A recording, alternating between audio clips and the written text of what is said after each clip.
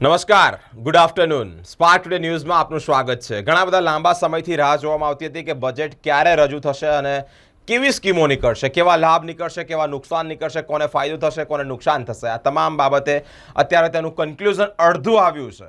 અડધું એટલે કહેવાય કે હાલ જે નિર્મલા સીતારમણ જે છે તેઓ દ્વારા જ બજેટ રજૂ કરવામાં આવ્યું.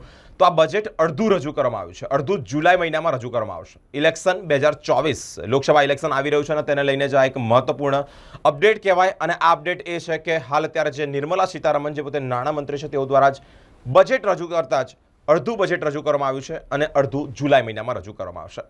Budget, union budget. તો આપણને સૌને એક પ્રશ્નાર્થ થતો હશે કે આ બજેટ શું હોય છે. બજેટ એકચ્યુઅલી ફ્રેન્ચ શબ્દ છે જેનું મૂળ નામ બગેટ હતું. એટલે કે ચામડાનું એક કોઈક બેગ હોય, ચામડાનું કોઈક પોર્ટફોલિયો હોય તેવી એક બાબતથી જ આ એક નામ આવ્યું છે કે બજેટ. નિર્મલા સીતારમણ દ્વારા આજે બજેટ રજૂ કરવામાં આવ્યું. અનેક જગ્યાએ થોડા ફોકસિંગ આઉટ દેખાય, એટલે કે પોસિબિલિટી દેખાય કે ભારત જે દેશ પ્રગતિ કરી રહ્યો છે તે અંતર્ગત આ નિર્ણયો લેવામાં આવ્યા છે.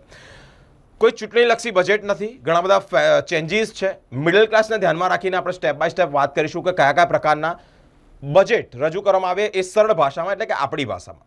મિડલ ક્લાસ ફેમિલી લોકોનો એક મોટો પ્રશ્નાર્થ એવો છે કે આ બજેટને લઈને અમને શું ફાયદો થશે. આ પ્રશ્નાર્થ તમામ લોકોનો હોય છે, કારણ કે ભારત દેશ અને આ ભારત દેશની અંદર ઘણા બધા મિડલ ક્લાસના લોકો જે છે તે લોકોની નજર આ બજેટ પર હતી. મિડલ ક્લાસની વાત કરીએ, મિડલ ક્લાસના જે લોકો છે તે લોકોને આ બજેટમાં શું ફાયદો થયો તો તેની વાત કરીએ. તેઓએ પહેલાં જ ઉચ્ચાર્યું કે મિડલ ક્લાસ માટે સ્કીમ, હાઉસિંગ સ્કીમને પ્રાધાન્ય આપવામાં આવશે.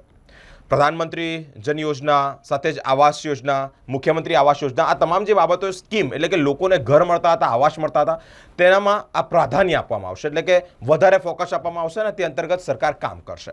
હવે વાત કરીએ ઇન્કમ ટેક્સની. તો ઇન્કમ ટેક્સમાં કયા બધા સુધારા વધારા છે તેની પણ જો વાત કરીએ તો એઝ ઇટ ઇઝ રાખવામાં આવ્યું છે. ઇન્કમ ટેક્સ ગયા વર્ષ જેવું જ, એટલે કે 7 લાખ જેનું અર્નિંગ હોય, જે પણ સંસ્થા હોય, જે પણ એમ્પ્લોઈઝ હોય તે લોકોનું 7 લાખ અર્નિંગ હોય તેના પર નો ટેક્સ, અને તેના કરતાં વધારે હોય એટલે એના રેશિયો પ્રમાણે જ ટેક્સ ચૂકવવો પડશે. આ ગયા વર્ષ જેવું જ રાખવામાં આવ્યું છે, એટલે કે આમાં કોઈ ફેરફાર નથી. પરંતુ ઇન્કમ ટેક્સ કલેક્શન જે છે તે 3 ગણો વધ્યો છે. આ એક સારી એવી બાબત કહેવાય, કારણ કે ઇન્કમ ટેક્સને લઈને જ ઘણા બધા ફેરફારો થતા હોય છે. પરંતુ આ વર્ષે અત્યારે જે 2024નું બજેટ રજૂ કરવામાં આવ્યું તેમાં નાણાં મંત્રી નિર્મલા સીતારમણે કહ્યું કે ઇન્કમ ટેક્સમાં કોઈ જાજો ફેરફાર નથી, પરંતુ કલેક્શન જે છે તે 3 ગણું વધ્યું છે. આશાબેન વર્કરોની વાત કરીએ. આંગણવાડીના આશાબેન વર્કરો આયુષ્યમાન કાર્ડનો લાભ લઈ શકશે. આ એક મોટી અને મહત્વની બાબત છે કે આશાબેન વર્કરો જે આંગણવાડી સરકાર દ્વારા શરૂ કરવામાં આવી છે તેમાં આયુષ્યમાન કાર્ડનો તે લોકો લાભ લઈ શકશે. સાથે જ રેલવેની વાત કરીએ તો રેલવેમાં 40,000 રેલ કોચ સુપર બનાવવામાં આવશે. અનેક ટ્રેનો ચાલુ કરવામાં આવી, વંદે ભારત ટ્રેન ચાલુ થઈ, અલગ અલગ ટ્રેનો જે ચાલુ થઈ તેમાં 40,000 જેટલા રેલ કોચ છે તેના સુધારા વધારાની પણ વાત કરી છે. ઇલેક્ટ્રિક વાહનોને પ્રાધાન્ય આપવામાં આવશે. આપણને સૌને ખ્યાલ છે કે પ્રદૂષણને લઈને ક્યાંક ને ક્યાંક નુકસાન થઈ રહ્યા છે અને આ પ્રદૂષણને લઈને પણ આ એક મહત્વનો નિર્ણય કહી શકાય, કારણ કે જે ઓઇલ છે, પેટ્રોલ છે, ડીઝલ છે, આ તમામ બાબતે પ્રદૂષણ થોડા ઘણા અંશે વધતું હોય ત્યારે ઇલેક્ટ્રિક વાહનોને પ્રાધાન્ય આપવાની વાત કરી છે, કારણ કે સમય હવે સ્માર્ટ થઈ રહ્યો છે. ઇલેક્ટ્રિક વાહનોની સાથે સાથે જે પાવર સ્ટેશનો છે તેને પણ પ્રાધાન્ય આપવાની વાત કરી છે. હવે વાત કરીએ ઇન્ફ્રાસ્ટ્રક્ચરની. તો ઇન્ફ્રાસ્ટ્રક્ચર મજબૂત કરવા માટે પણ પ્રાધાન્ય આપવામાં આવશે. અટલજીનું એક સૂત્ર હતું, જય જવાન, જય કિસાન, જય વિજ્ઞાન. વડાપ્રધાન નરેન્દ્રભાઈ મોદીજીના સૂત્રને એડ કરવામાં આવ્યું છે, જય જવાન, જય કિસાન, જય વિજ્ઞાન અને જય સંશોધન. ઇન્ફ્રાસ્ટ્રક્ચર બદલાઈ રહ્યું છે, તેને લઈને દેશ અને દુનિયાનો નકશો પણ બદલાઈ રહ્યો છે. ભારત દેશ પ્રગતિના શિખરો સર કરવા જઈ રહ્યું છે, તેમાં આ એક મહત્વની બાબત એડ કરવામાં આવી છે કે ઇન્ફ્રાસ્ટ્રક્ચર લેવલે સરકાર ખૂબ મહત્વ, એટલે કે મેઇન મુદ્દાએ ધ્યાન આપશે અને તેને મજબૂત કરવામાં આવશે. મહિલાઓ, બાળકો અને વિદ્યાર્થીનીઓ, આ તમામ બાબતે રસીકરણ પર પણ ભાર મૂક્યો છે. કોઈક રોગોને લઈને, કોઈક મેડિકલને લઈને સુવિધા ઊભી કરવામાં આવી હોય તેવી બાબત હોય તો જે રસીકરણ છે, એટલે કે કેન્સર જાગૃતિ અભિયાન અંતર્ગત પણ આ સરકાર વધુ ભાર મૂકશે. મહિલાઓ જે પ્રમાણે અનેક રોગોના શિકાર થતી હોય છે ત્યારે આ બાબત, એટલે કે કેન્સર જાગૃતિ માટે પણ અભિયાન હાથ ધરવામાં આવશે.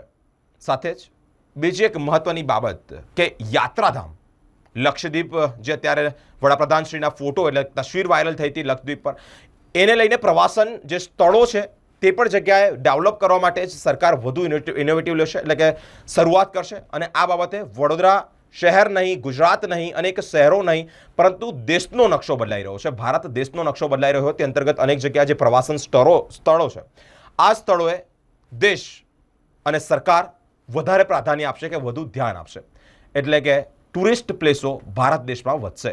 હવે મહત્વની વાત કરીએ તો વિદ્યાર્થીઓની, જે દેશનું ભવિષ્ય ગણાય છે તેવા વિદ્યાર્થીઓ માટે તાલીમ કેન્દ્રો શરૂઆત કરવામાં આવશે. 3000 કરતાં પણ વધારે આઈટીઆઈ એટલે કે અભ્યાસ માટે વિદ્યાર્થીઓની આઈટીઆઈની જે કેન્દ્રો છે તે વધારવામાં આવશે. અનેક જગ્યાએ શિક્ષણ સ્તરે તો અનેક રાજ્યોમાં ફેરફાર થઈ રહ્યા છે, પરંતુ ભારત સરકાર દ્વારા જ્યારે આ બજેટ રજૂ કરવામાં આવ્યું ત્યારે મુખ્ય બાબત વિદ્યાર્થીઓના અભ્યાસ પર દોરવામાં આવી છે. તાલીમ કેન્દ્રોની સાથે સાથે જ જે વિદ્યાર્થીઓ છે જે આઈટીઆઈ કરવા માંગી રહ્યા છે તેઓ દ્વારા સરકાર દ્વારાથી એક ફેસિલિટી, એક અભ્યાસ માટેની એક નવી પહેલ, તેમાં વધારો કરવામાં આવશે, એટલે કે 3000 કરતાં પણ વધારે તાલીમ કેન્દ્રો શરૂ કરવામાં આવી રહ્યા છે. સાથે જ એક રાજકીય મુદ્દો તે પણ છેડવામાં આવ્યો કે અમે વંશ પરંપરાગત નાબૂદ કર્યું છે. વંશ પરંપરાગત એટલે કે પોતાનો ભાઈ રાજકારણમાં હોય, એ છોડે એટલે તેના બીજા ભાઈને ગાદી આપે, પછી એના છોકરાને આપે, પછી એની માતાને આપે, પછી એને આમ કરીને જે વંશ પરંપરાગત એટલે કે નેપોટિઝમ છે તે અમે નાબૂદ કર્યું છે. હવે આ કોને કહી રહ્યા છે તો આપણે સમજીએ જ છીએ.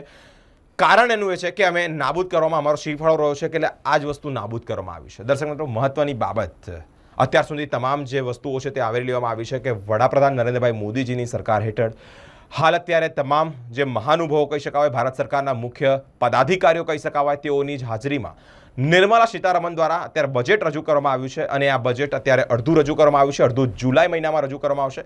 આગામી સમયમાં ઇલેક્શન આવી રહ્યું છે, એટલે કે ચૂંટણી આવી રહી છે, લોકસભાની ચૂંટણી આવતી હોય તે અંતર્ગત આ બજેટ રજૂ કરવાનો નિર્ણય લેવામાં આવ્યો છે.